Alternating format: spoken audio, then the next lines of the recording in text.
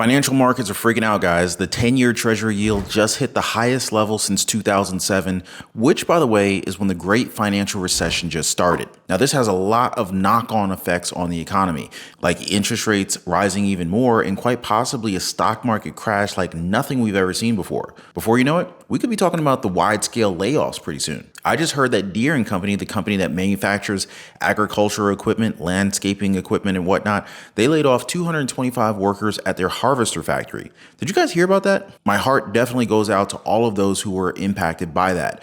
Now, a bit of bright news though. Before we get into this, California is sending out what could possibly be the last of their inflation relief payments and checks. And so these inflation checks could go as high as $1,050. So if you happen to be from California, or if you happen to know somebody who's in California, make sure you check this out real quick. In the coming weeks, a few thousand Californians will be the recipients of a debit card loaded with hundreds of dollars. They're the last of the inflation relief payments that started being sent to millions of people last year. About 5,000 more debit cards or direct deposits will go to taxpayers through the end of the month. They'll get anywhere from $200 to $1,050, depending on income and other factors.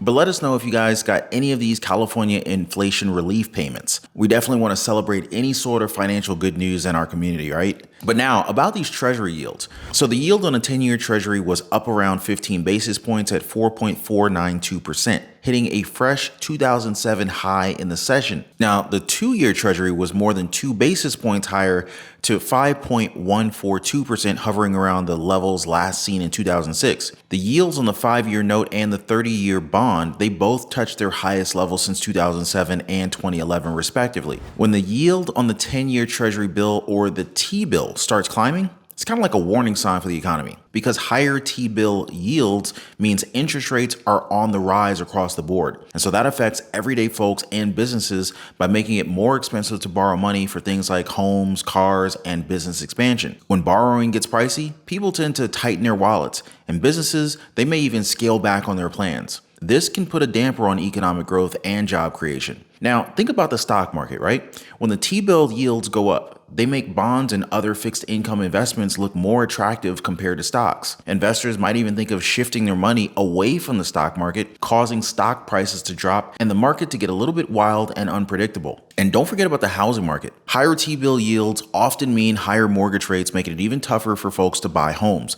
And that can slow down the housing market and even affect industries like construction. Plus, when the government's debt costs go up along with T-bill yields, it can strain the federal budget. And so that might lead to some tough decisions in government spending and taxes.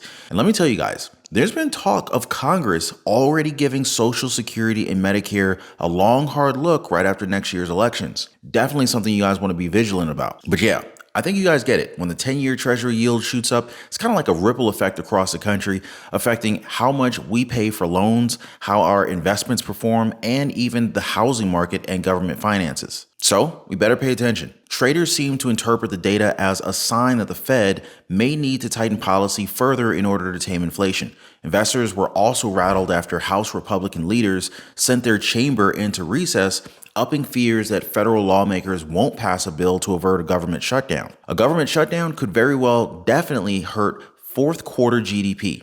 Maybe even push us off that recession cliff that Congress has been trying so hard to avoid. Now, just a quick review on these rate hikes in case you guys missed out on the last video about the latest Fed meeting. So the Federal Reserve decided to go ahead and keep interest rates where they were for now and pretty much stay on the path that investors were expecting. But the very interesting part is that the folks in charge also hinted that they might raise rates one more time before the year's out. Not to mention, they plan to get rates higher for a longer period of time. Now, this is a little bit of a change from what they were thinking back in June when they were talking about 4 rate cuts for next year. Now, during their press conference, Fed Chair Jerome Powell said that the central bank was in a position where it could proceed carefully with its monetary policy. But still, Fed policymakers, they want to see more progress in the fight against inflation, even though pressures have somewhat eased up. So the Fed also shared some of their forecasts for the economy. They expect the GDP to grow by 2.1% this year, which is a lot higher than what they thought earlier. And on the inflation front, they're now predicting that the core personal consumption expenditures price index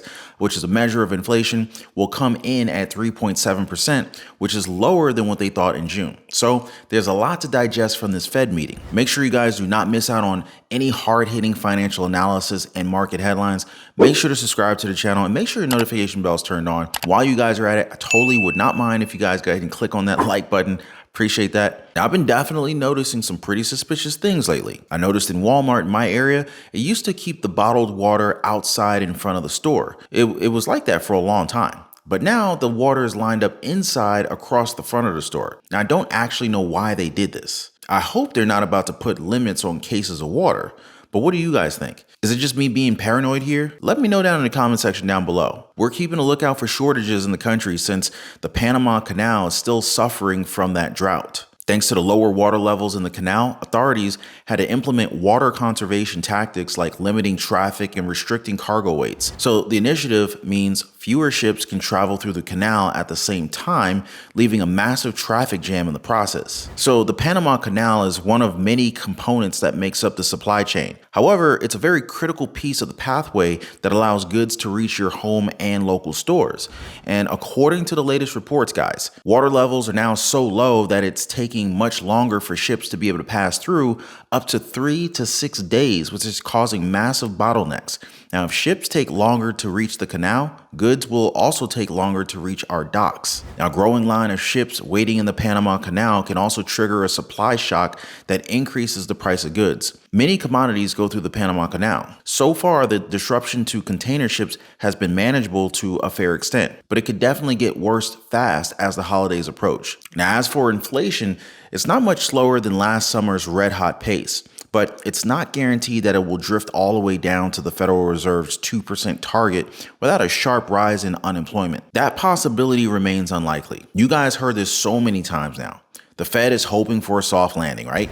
So that basically means defeating inflation without throwing millions of Americans out of work and the U.S. economy's surprising resilience despite 11 fast-paced rate hikes has really raised hopes of a soft landing becoming a reality. But let me tell you guys, there's way too many uncertainties and economic headwinds still on the horizon, including banks toughening their lending standards and the resumption of student loan payments only a few weeks away. Even Jerome Powell himself, he shared his skepticism when describing the likelihood of a soft landing. Now, according to him, ultimately, this may be decided by factors that are outside of our control. After that, the markets tumbled and Jerome Powell tried to walk back what he said by saying again that a soft landing is still a goal and something that the Federal Reserve has been trying to achieve for all of this time. But really, Jerome Powell basically downgraded a soft landing possibility at the meeting. And like what the experts are seeing, the consumer is being increasingly more careful. People are still spending, but they know that the consumer has been a lot more decisive and more deliberate. Historical records show that a soft landing has only occurred once in the 1990s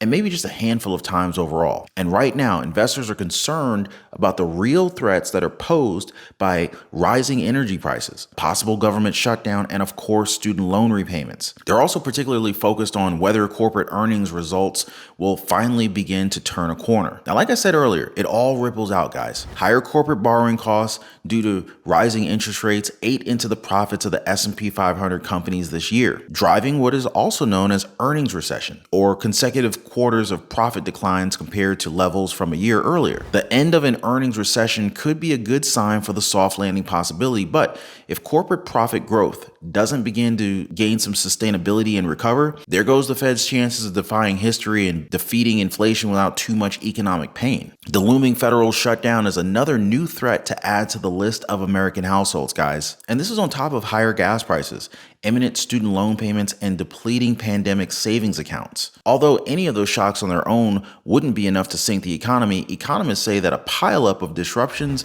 including the ongoing auto worker strike, rising borrowing costs, and of course a drop-off in child care funding, it's likely to strain families' budgets at a time when things are already slowing down. Kind of like a perfect storm if you ask me. Economists now expect growth to dip by quite a lot in the last 3 months of the year. Really, it's all of these problems and financial challenges that are really just kind of chipping away at households and business spending. Now, I don't want you guys to be afraid of any of this stuff, but I do want you to know what's coming down the pipeline. Now, this year, the economy has surprised everyone by performing better than expected. Americans have been spending money on things like cars, international vacations, and expensive concerts all summer long, which is a significant part of the US economy. Now, this spending is basically what boosted economic growth and prevented the country from falling into the recession that many were anticipating. But now, the late game uncertainties could lead consumers to start cutting back on their spending, even if the job market remains strong. In fact, a combination of factors like student loans, government shutdowns, and strikes could potentially reduce economic growth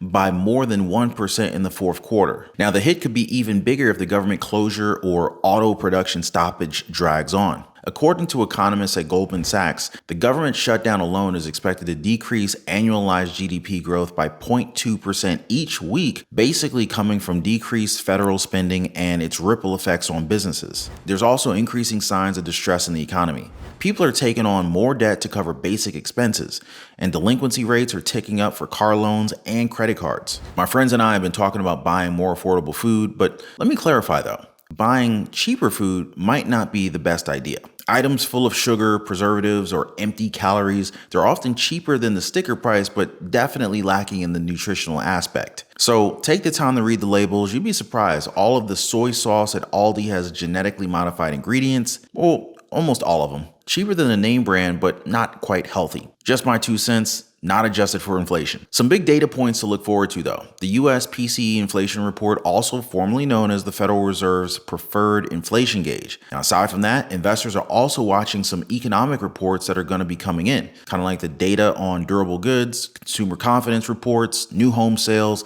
and of course the advanced goods trade balance data. Now, in the week ahead, earnings reports on the following companies are expected. You got Micron Technology, Costco, Nike, Jefferies Financial Group, Thor Industries, Cintas, United Natural Foods, Paychex, Accenture, CarMax, Jabil, and Carnival. So yeah, make sure you guys tune in again next time. All right, guys?